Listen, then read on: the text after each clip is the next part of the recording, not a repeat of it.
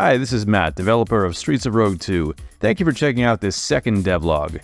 Previously, I talked about my inspirations for Streets of Rogue 2, the challenges of setting off to create an open world game, and just what you can expect from this stupidly ambitious sequel that I am currently working on. Devlog number 2 is going to be all about procedural world generation. Essentially, how the game creates an entire giant randomized world that's unique every time you start a new game. I'm going to get a little bit more technical this time around, but I will try to make this somewhat comprehensible, so let's see how that goes. Before I start, be sure to wishlist if you haven't already.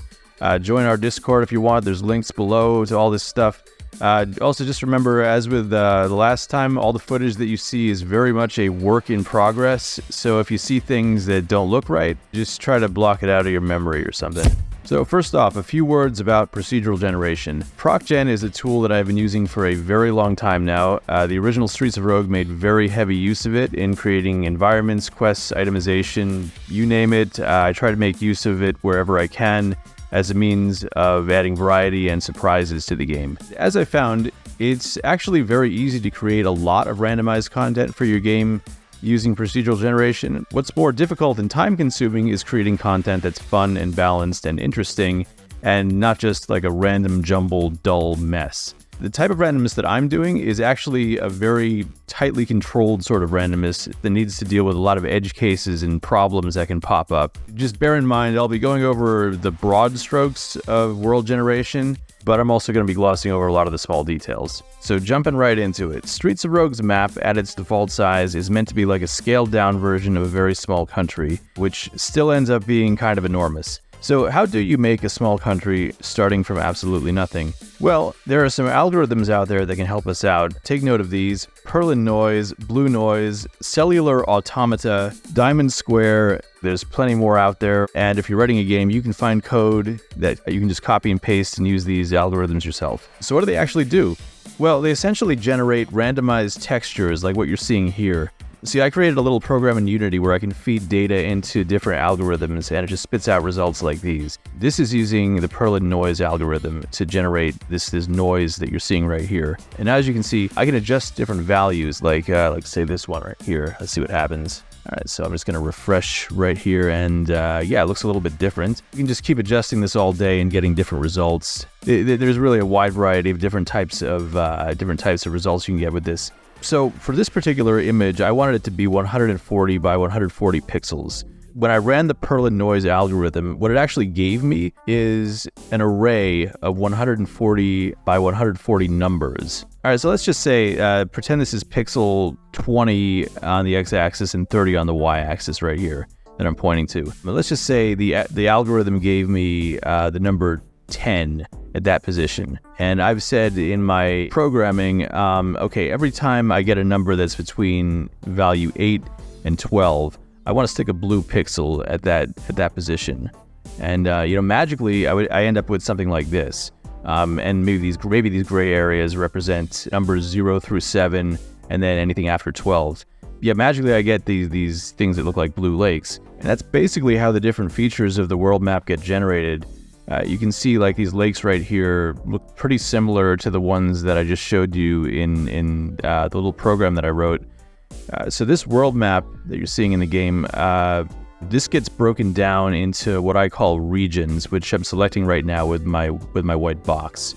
Now, this world map that you're seeing has about 140 regions horizontally and 140 vertically, somewhere around there. So you see where I'm going with this? Each of those pixels from the test image that I showed you could represent a region on my map. So those lakes from the test image could be transferred over 1-to-1.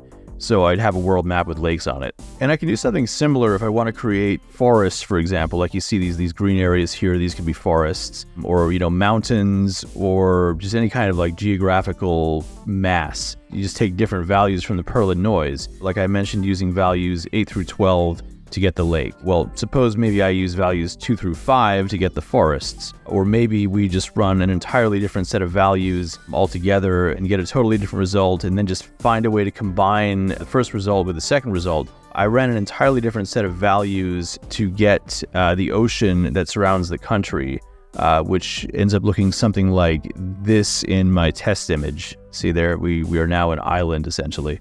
Now back in the game, I've combined a result that got me the surrounding ocean with another result that got me the lakes. So now I have both the lakes and the ocean. Okay, so at this point we have kind of a natural looking map, but there's not really a whole lot going on here. So the next thing we want to do is place cities and towns around the map. And for that, I use another algorithm which is called blue noise. Essentially, this places a bunch of pixels around in random positions while also ensuring that those pixels aren't too close together. Okay, so now as you can see, we've placed all of our cities on the map, and also at some point I needed to figure out how big I wanted the cities to be. So standard sizes for cities are 1 by 1, which you see here, 2 by 2, and 4 by 4.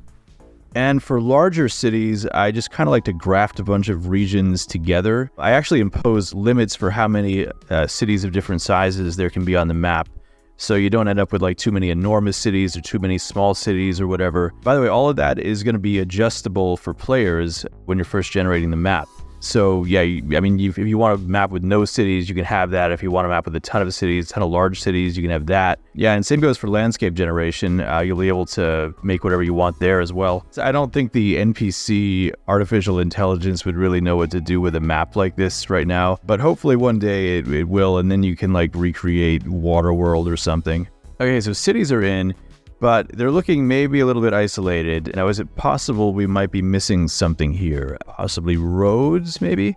So let's take a look at this random city right here. The game is going to say, okay, I need to figure out what are the closest cities to this one. So it's going to, I think, pick randomly maybe something like 2 to 4 cities that are in closest proximity, and going to say, okay, I need to figure out how to draw roads to those cities. So here's the final result, and now we're connected to a bunch of different cities. And the way this happened was through the use of an algorithm called A*. What the algorithm is going to do is it's going to find all the positions on the grid between point A and point B. Let's say like point A is this city, point B is this tiny little city right here. And it's also going to be able to avoid obstacles that are contained at certain positions on the grid. You know, for example, this lake. I've set this lake, these squares right here on the grid to be an obstacle, and pathfinding is going to be able to say, okay, here's position 1, I'm going to need to go around here, and these are all the positions I'm going to need to path on to get to point B. And once we're done with the roads, we can use A* to create things like a river right here, which connects 2 lakes. I'm aware of how ridiculous this looks. The river appears to be very overly polite, I guess, you know, just stepping its way around the city, like, don't mind me, I guess. I could create a small dirt path which leads away from the main road to apparently a gumball machine military outpost. Yeah, in case you haven't noticed, these are not final icons. This is all placeholder right now. This is supposed to be the main character. I should mention that once all the roads are placed, I'm going to designate certain regions to contain landmarks of one sort or another. You know, that could mean, alternatively, this could be like a cabin in the woods, or I could place an outpost full of rogue robots, or a diner at the side of the highway. A landmark could really be like anything of note that's not like part of the city. And, again, to place that, I could use blue noise, or I could just place them randomly. Again, it's not quite that simple because, there's a lot of rules that dictate where I can and can't place things. So at this point, you might be wondering, okay, we have this big zoomed out world map with tons of regions. How do you figure out what's in the regions? Well, to explain that, I need to introduce the concept of chunks. So if you played the first game and you messed around with the level editor, you might know what I'm talking about. So regions are the largest form of measurement in the game, and chunks are the second largest form of measurement. And the smallest form of measurement is tiles, right? So each region is comprised of 4 chunks by 4 chunks.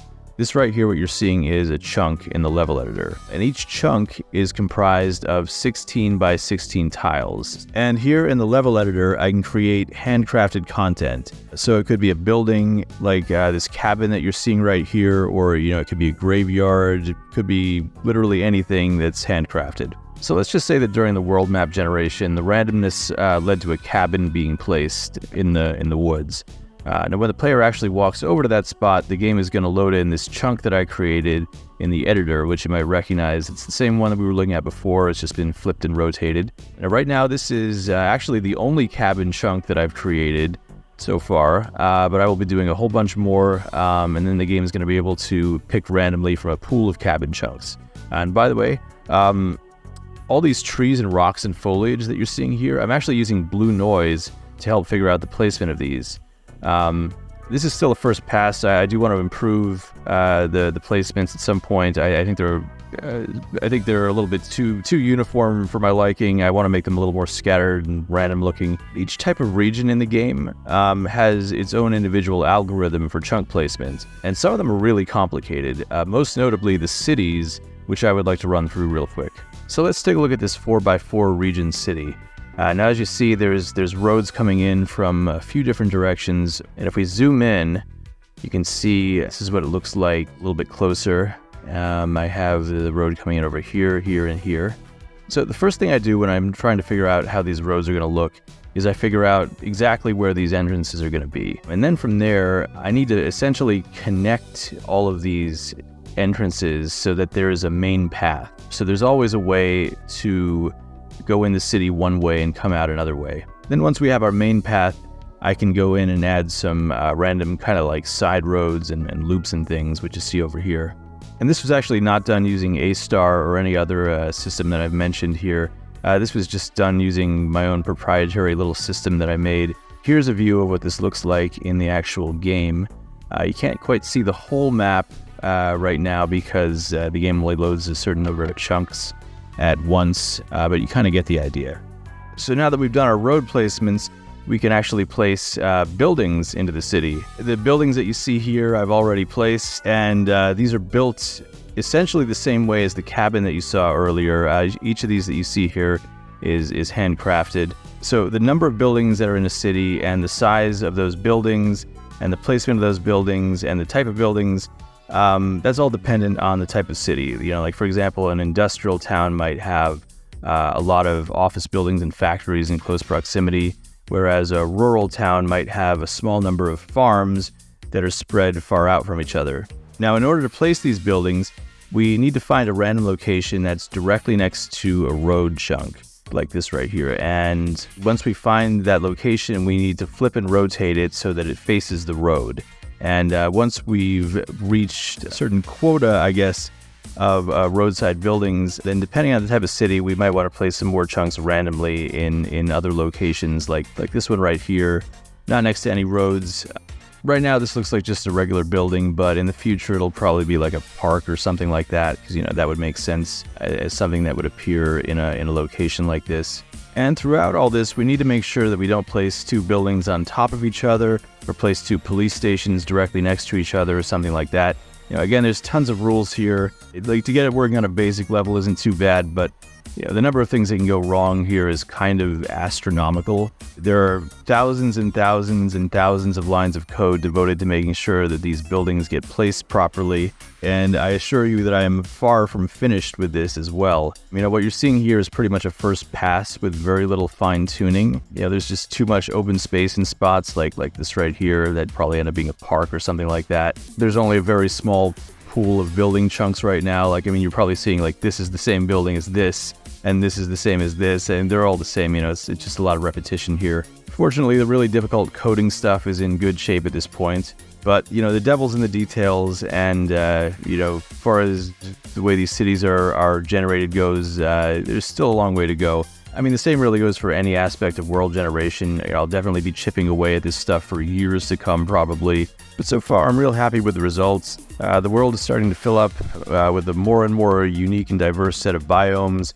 We have a whole bunch of different types of cities in the game now, everything from rundown slums to sleepy suburbs, and you know, we have natural environments like lakes in the middle of forests, cliff sides, island beaches. And I haven't even touched on dungeon generation. I didn't want this video to run too long, and that's kind of its own thing, but I'll just say this. There's already several completely different types of dungeon algorithms that I've written, including one that has a whole lock and key structure, so there should be a lot of variety in that area of the game. Now, before I wrap up, I just want to take a little bit of a left turn and talk about player impact on the world map. Specifically building your own structures. Basically, how it works is this. You acquire a plot of land somehow. Maybe you pay for it legitimately, maybe you gain it through unsavory actions, That system is still in the works, but the actual building is actually really easy, and you can see how I'm doing it here in this footage. Please ignore all the placeholder interface junk at the bottom left. Now, originally, I was going to make it so that you had to walk up to each individual spot where you wanted a wall to be and, place it by hand. But this just felt way more streamlined and convenient, whereas the other way was just kind of tedious. And as far as what you can build, I'm striving to make it so that almost every type of wall or floor or objects that you can find in the world can be built. Maybe not right away at the start of the game, but you can eventually gain the means to do it.